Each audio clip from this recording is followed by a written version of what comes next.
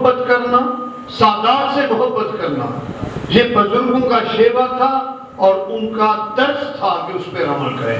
آج ہم کہاں جا رہے ہیں؟ اپنی طرف دیکھیں۔ آج پوزیشن یہ ہے کہ کوئی بھی اللہ والا گزر رہا ہوتا ہے، ہم ذہن سنت ہیں بھی علماء کا طبقہ، لیکن ہم ایک دوسرے کو اشارہ کر کے وہ دیکھو جی یہ دوگلا پیر جا رہا ہے، وہ دیکھو جی یہ رافضی پیر جا رہا ہے، وہ دیکھو جی یہ جو جانے والا ہے یہ گستاخ جا رہا ہے، یہ کافر جا رہا ہے۔ اب جو کافر کا فتویٰ ہے وہ بھی پیروں فقیروں پر سادات پہ، رافضیوں کا فتویٰ بھی پیروں فقیروں سادات پہ، اور منافقت کا فتویٰ بھی پیروں فقیروں بزرگوں پہ۔ اب یہ کنڈیشن اگر ہماری ہو گئی ہے تو مجھے تو بڑا دکھ ہو رہا ہے کہ ایک زمانہ تھا 1998 کی بات ہے، 1998 کی، جب متحدہ علماء بورڈ بنا تھا۔ اس وقت تمام مکاتب فکر کے علماء کو اکٹھا کیا جاتا تھا، آئی جی، ہوم سیکرٹری اور منسٹر مذہبی امور وہ درمیان میں بیٹھتے تھے اور وہ ایک دوسرے پر سوال و جواب کرتا، دیوبندی بریلوی کے ساتھ اور دیوبندی شیعہ کے ساتھ اور شیعہ اور بریلوی اہل حدیث کے ساتھ، اس طرح ایک دوسرے کے سامنے بیٹھ کے وہ سوال و جواب کرتے تھے، اور جس بھی وقت پہ فکر کے کتاب میں یا کیسٹ میں کوئی گستاخی کے عنصر ملتے فوری طور پر اس پر گرفتاری ہوتی اور اس پر مقدمہ درج ہوتا۔ یہ علماء بورڈ کا ہوا۔ پھر 1998 میں میں نے دیکھا الحمرہ ہال میں، اس سے نواز شریف کی حکومت تھی اور شہباز شریف وزیر اعلیٰ تھے۔ شہباز شریف نے تمام مکاتب فکر کے علماء کا متفقہ ایک اجتماع جلسہ ہو کیا، اور اس میں انہوں نے تمام لسٹ دی کہ دیوبندیوں نے اتنی کتابوں میں گستاخی کی ہے، اتنی تحریروں میں گستاخی کی ہے، اتنی کیسٹوں میں گستاخی کی ہے، اتنی تقریروں میں گستاخی کی ہے، اور عملی طور پہ ان کی یہ گستاخی ہے۔ اہل حدیث نے جہاں جہاں گستاخی کی ہے اور ایک سسٹم کی گستاخی کی ہے، کوئی اہل بیت کا گستاخ ہے، کوئی سادات کا گستاخ ہے، کوئی مشائخ کا گستاخ ہے، کوئی رسول اللہ صلی اللہ علیہ وسلم کا گستاخ ہے، کوئی اہم ائمہ کا گستاخ ہے۔ انہوں نے مختلف طبقات سے لے کے اہل حدیث کا بھی بتا دیا کہ اتنے لوگ ان پر مقدمہ درج ہوا، دیوبندیوں پہ اتنے پر مقدمہ درج ہوا، اہل تشیعوں کی اتنی کتابیں ضبط ہوئی، اتنے لوگوں پر مقدمہ درج ہوا۔ اور شہباز شریف کے ریکارڈ میرے پاس آج بھی اخباری تراشے میں موجود ہیں۔ اس نے کہا کہ واحد اگر کوئی جماعت ہے جس نے کوئی گستاخی نہیں کی ہے تو وہ اہل سنت بریلوی اکاڑ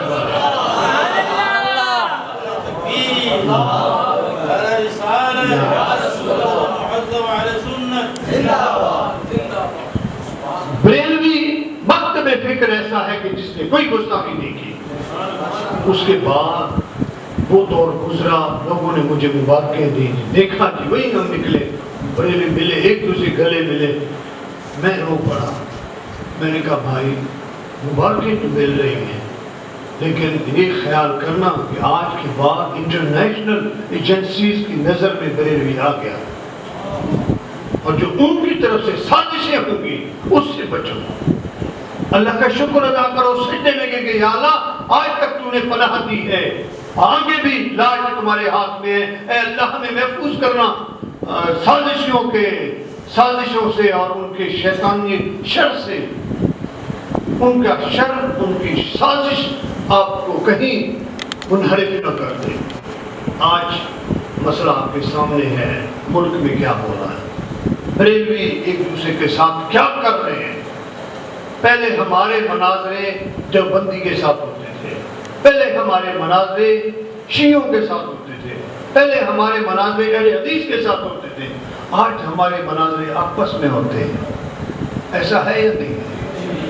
سوشل میڈیا سب کچھ دکھا رہی ہے۔ اس سینیریو میں، اس صورتحال میں ہمیں کیا کرنا ہے، ہمیں کس طرف جانا ہے؟ آج کچھ علماء میرے ساتھ بیٹھے تھے تو وہ ایک رونا رو رہے تھے کہ جی ہمارے ساتھ ایک پرابلم ہے، حکومت ہمارا نہیں سن، حضرت نے بھی فرمایا حکومت ہمارا نہیں سنتی، میلاد پہ کوئی صفائیوں کا اہتمام نہیں ہوتا، ہمارے لیے کوئی علیحدہ پروگرامز ایسے نہیں ہوتے، ہمیں کوئی سپورٹ نہیں ہوتی، کوئی سرپرستی نہیں ہوتی. تو میں نے ان کی بارگاہ میں ایک عرض کیا، وہ یہ تھا کہ حضرت میاں محمد صاحب کا ایک شعر پیش کیا، ایک بیت تھا کہ کلا ہاتھ دھپ نہیں سکدا، کلا ہاتھ دھپ نہیں سکدا، ایک دوے نو دھوے، تو کسی دا ہو محمد تیرا بھی کوئی ہوئے. کہتا اصل مسئلہ یہ ہے کہ ہم اپنے نہیں ہیں، ہم آپس میں ایک دوسرے کے نہیں بن رہے. اگر ہمیں ایک ہوتے، ہمارے اندر یونٹی ہو، ہمارے اندر اتفاق ہو، ہمارے اندر پاور ہو، اور ہم ایک دوسرے پر فتویٰ لگانے سے اگر ہٹ جائیں تو انشاءاللہ تعالی آپ اتنے زیادہ ہو کہ آپ صرف پہاڑ پہ بیٹھ کر چھوٹا پیشاب کریں گے تو دیوبندی اس میں بہہ جائیں گے. پاور کے لحاظ سے سنی تو اتنی تعداد رکھتا ہے لیکن کمزور سب سے زیادہ تو ہے. جنرل مشرف ایک دفعہ کوئٹہ آئے تو ان سے اس پریزیڈنٹ تھے، ان سے جب میری گپ شپ ہوئی تو میں نے کہا ہم سواد اعظم ہیں اور ہم 80% ملک میں اہل سنت بریلوی ہیں. وہ مسکرایا اور مجھے کہتا ہے اچھا 80% ہو تم لوگ؟ میں نے یس سر. کیسے؟ میں نے کہا بھائی بات سنو، بس جتنے بھی ہیں سنی یا سنو کے لیے میں نے گنو. اس نے کہا مجھے ایک چیز کا جواب دو، مرکزی سیٹوں کو چھوڑو، بلوچستان میں این پی اے کی سیٹیں کتنی ہیں؟ میں نے کہا 67. کہتے ہیں کہ اس میں آپ کے بریلوی کتنے ہیں اور دیوبندی کتنے ہیں؟ میں نے کہا دیوبندی 18 ہیں. ان بریلویت کی بنیاد پر، اہل سنت کی بنیاد پر آپ کی کتنے سیٹیں؟ میں کہا ایک بھی نہیں ہے. پھر تم کیسے بات دعویٰ کرتے ہو کہ ہم زیادہ ہیں؟ مرکز کو تو چھوڑو، صرف بلوچستان کی بات کرو، ہم کوئٹہ میں بیٹھے ہیں. میں کہا پریزیڈنٹ صاحب میری گزارش سنیں، 67 میں سے 18 اگر آپ نکال دو تو کتنے بچتے؟ کتنا جی 49، 49. میں کہا 49 سیٹس بچتی ہیں، 18 ان کے پاس ہیں. یہ جو 49 سیٹس ہیں ان کو ووٹ دینے والا بریلوی ہے اور کوئی نہیں ہے. دیوبندی جو ہے وہ صرف کتاب پر نشان لگائے گا.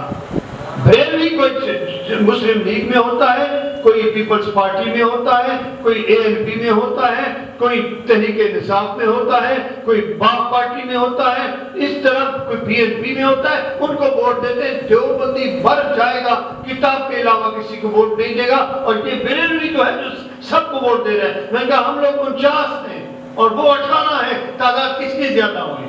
وہ خاموش ہو گیا کہ اس نے کہا نہیں آپ کی جو لاجک اچھی ہے لیکن ایک ہے آپ کو اپنے لوگوں کو متحد کرنے کی ضرورت ہے. میں نے کہا متحد ہونے آپ نہیں دوں گے. کہتے کیوں؟ میں کہا اس لیے کہ جب ہم متحد تھے تو ختم نبوت کا جھنڈا سر بلند ہو گیا تھا. جب ہم متحد تھے تو اس وقت قادیانیوں پر کفر کا فتویٰ لگ چکا تھا اور پارلیمنٹ میں قادیانیوں کو غیر مسلم قرار دے دیا تھا کیونکہ اس وقت ہم اہل سنت متحد تھے. اب کوئی ہمیں متحد ہونے نہیں دے گا. اصل یہ سازش ہے. لیکن آج کے اس حوالے سے جیسے آپ نے فرمایا، میں کوشش کر رہا ہوں کہ ہماری اصل بدر جماعت جو ہے وہ جماعت اہل سنت ہے. کون سی؟ جماعت اہل سنت ہماری بدر جماعت ہے. جے یو پی بنانے والی بھی جماعت اہل سنت ہے، دعوت اسلامی کو بنانے والی بھی جماعت اہل سنت ہے، اور دیگر جتنی جماعتیں بنی ہیں وہ جماعتیں اہل سنت سے بنی ہیں. تو آج ضرورت ہے کہ ہم ایک امبریلے تلے جمع ہونا ہے اور جماعت اہل سنت کے ساتھ چل کے ہم نے اپنا پاور شو کرنا ہے. میں آج کے اس اجتماع میں آپ سے صرف اتنا گزارش کرنا چاہ رہا ہوں، مہربانی یہ فرمائیں کہ آپ لوگ کسی ایک کو یہاں کی قیادت جس کو دی جائے، 3 سال کے لیے امیر بنتا ہے، 3 سال اس کو مان لو اور سب اس کا ساتھ دو، متحد ہو جاؤ.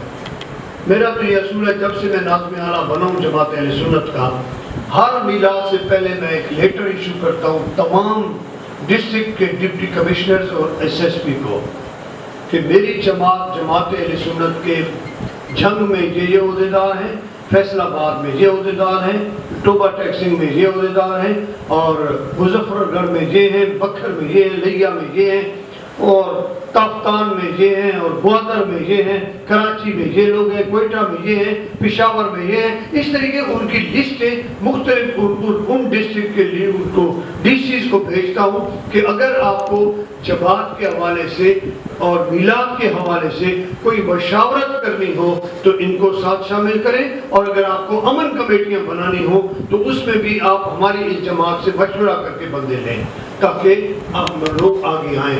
لیکن ہمارا حال یہ ہے کہ جب ہم ڈپٹی کمشنر کے پاس ہمارا کوئی مولوی سے چلا جائے اور اس کو کوئی عہدہ مل جائے تو ہم باقی سارے مل کے اس کی شلوار اتارنے کے پیچھے ہوتے کہ اس کو کیوں بنایا، حق تو فلانے کا تھا، حق تو میرا تھا، اس کو کیوں بنایا؟ بھئی کوئی بھی بنا بریلوی تو ہے، سنی تو ہے، کسی سنی کو تو ایکسپٹ کریں۔ جب ہم ایک دوسرے کو قبول کرنے لگ جائیں گے تو تب ہم کامیاب ہوں گے۔ دوسرے نمبر پہ اگر کوئی سنی منسٹر بن جاتا ہے تو ہم کہیں گے وہ دیکھو جی وہ مال کھا رہا ہے، جو بندی مال کھا رہا ہے آپ کو کوئی دکھ نہیں ہے، شیعہ مال کھا رہا ہے آپ کو کوئی دکھ نہیں ہے، کافر ہندو جو ہے وہ اسی پوسٹ پہ آ کے وہ مال کھا رہے ہیں، اس کو آپ کو کوئی دکھ نہیں ہے۔ اپنا کوئی بریلوی کھا رہا ہے تو آپ کو دکھ ہے، بھائی تمہارا ہے، بازو تمہارا مضبوط ہے، اس کو قبول کرو۔ یہ جب آپ کی تھنکنگ ہوگی تو آپ کامیاب ہوں گے اور اہل سنت مضبوط ہوگی۔ آج اہل سنت کو یکجا ہونے کی ضرورت ہے۔ سیاسی طور پہ بھی ہم کمزور ہو چکے ہیں، ہمیں ایک سیاسی لیڈر بنانا ہے اور ہمیں ایک مذہبی لیڈر بنانا ہے۔ مذہبی فیصلہ مذہبی جماعت کرے اور سیاسی فیصلہ سیاسی جماعت کرے، اور مذہبی جماعت اس کے پیچھے بیک پہ سپورٹ پہ کھڑی